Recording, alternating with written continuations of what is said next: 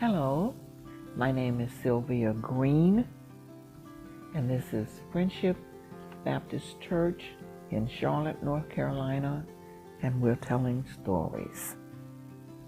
The story that we're going to read today is about Martin Luther King, and the title is, What is Martin Luther King Jr. Day?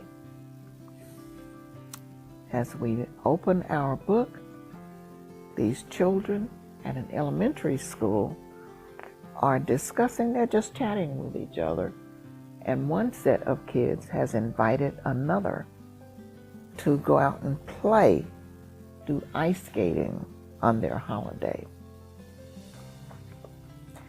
Hi, Janet. Hi, Amy. Hi, Daniel, Ben shouted. This is Ben. Tomorrow is a holiday, and I'm going ice skating. Want to come? Brr, shivered Amy. I'm going to stay in my warm house. No, thank you, said Daniel. Janet and I are going to march in a parade. A parade? What kind of parade? Asked Amy. Amy, don't you know why we have a holiday tomorrow? Asked Janet. I think, said Ben, I think it's about some king. Oh, I remember now. It's to honor a king named Martin. No, it's because we are honoring a famous man named Martin Luther King Jr. He wasn't a king, but King was his last name, said Daniel. What made him so famous? Asked Ben. Well, recess is over, said Janet. We'd better hurry back to class. But I want to know more about Martin Luther King, exclaimed Amy. So do I, said Ben.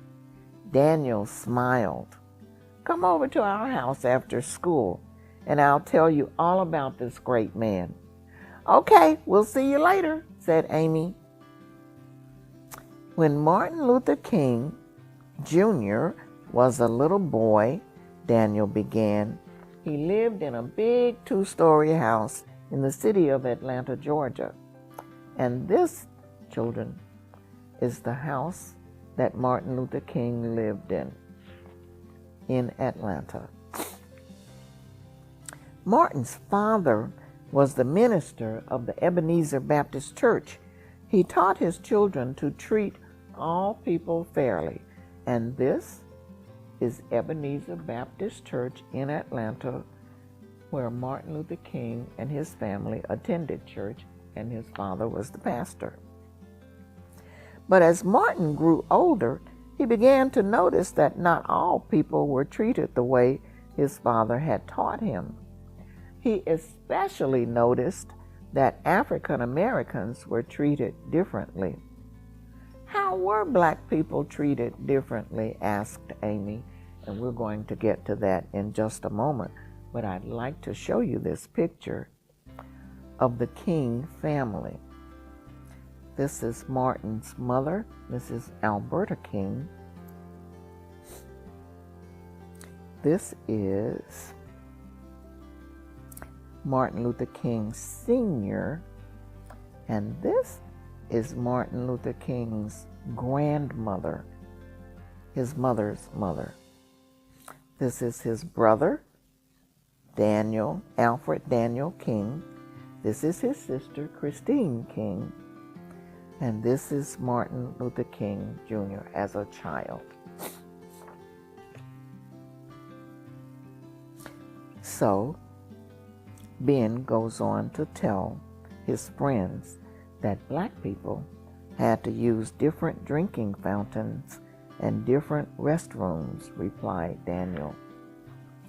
Black children could not go to school with white children. Black people had to sit in the back of the bus. And I'm sure some of you have heard about those times or have read about them or learned about them in school. Some states had laws that said black people could not even sit next to white people on buses. They couldn't eat where they wanted, and they couldn't get the kinds of jobs that they wanted. So when Martin went to college, he learned about a man from India who said that all people are the same, no matter what they look like. The man from India also believed that people could also change unfair laws peacefully. This man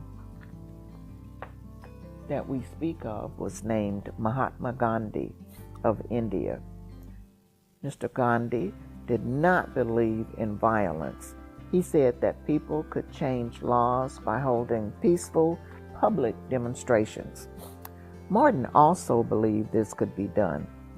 He had an idea about how he could help people change things so that all people would be treated the same. Martin's idea was that the change could take place peacefully without fighting. He taught that all people have equal rights to equal treatment under the law, said Daniel. What does equal mean? Asked Amy. Equal means the same, said Ben, and these equal rights are called civil rights. Dr. King and other black people worked hard to change the laws. So Dr. King led peaceful marches in many cities where laws needed changing. And here they are marching at a demonstration, doesn't tell us what city, but Dr. King and Dr. Ralph David Abernathy worked together. This is his wife, Coretta Scott King, who marched with her husband in Alabama and in many other places. And this is where thousands of people joined Dr. King on a march in Selma, Alabama, began in Selma, and they walked to Montgomery, Alabama.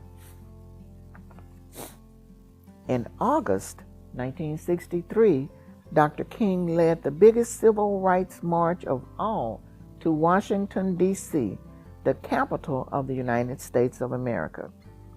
When he stood before the great crowd, he said, "I have a dream today. I have a dream that one day black boys and black girls will be able to join hands with white boys and white girls and walk together as sisters and brothers." And this is a picture of the event in Washington, D.C., where thousands of people gathered in front of the Lincoln Memorial to hear Dr. King deliver his famous speech, which was entitled, "I Have a Dream." Many Americans agreed with Dr. King, but some did not. They tried to keep him from leading the marches. Sometimes Dr. King became discouraged, but he decided to keep on working for his dream. In December of 1964, he was honored by being given the Nobel Peace Prize. "What's the Nobel Peace Prize?" asked Ben. "It's a large amount of money given to someone who has worked hard for peace," answered Daniel. And this is Dr. King when he received the Nobel Prize.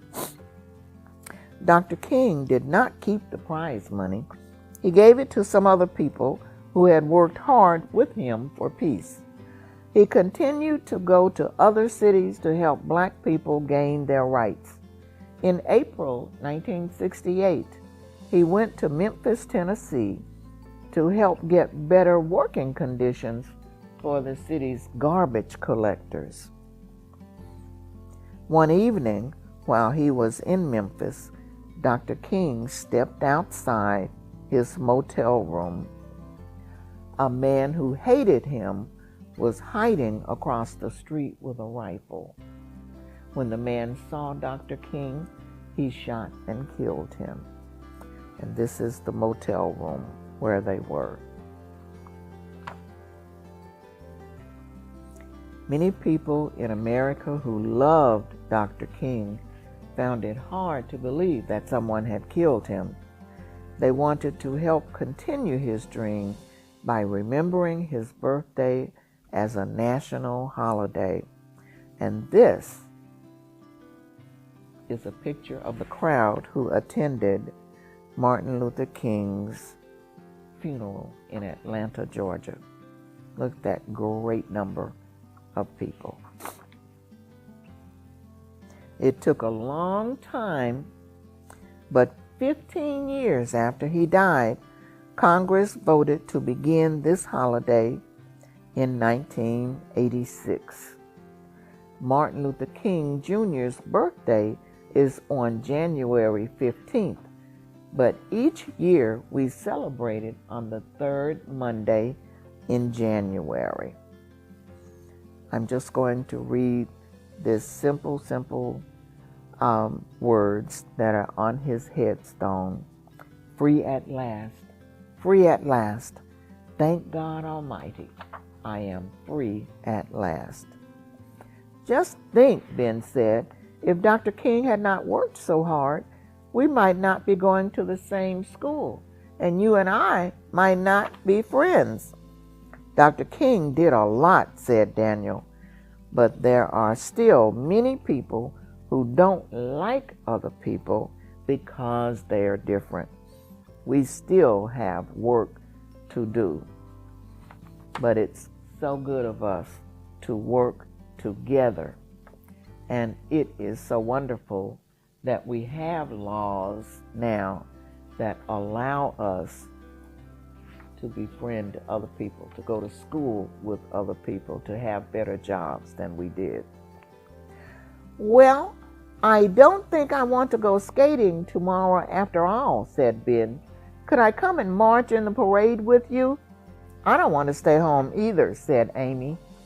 Is it all right if I come with you? Janet and Daniel smiled. By marching together, we will be keeping Dr. King's dream alive. He was married to Coretta Scott King. They had 4 children.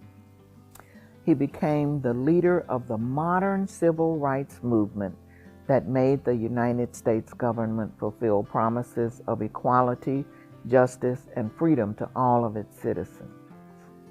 Dr. King so moved the conscience of the nation that far-reaching civil rights laws were enacted nationally and in every state. The United States Congress proclaimed the third Monday in January a national holiday in honor of Martin Luther King. Thank you for listening today, and I hope we'll see you again.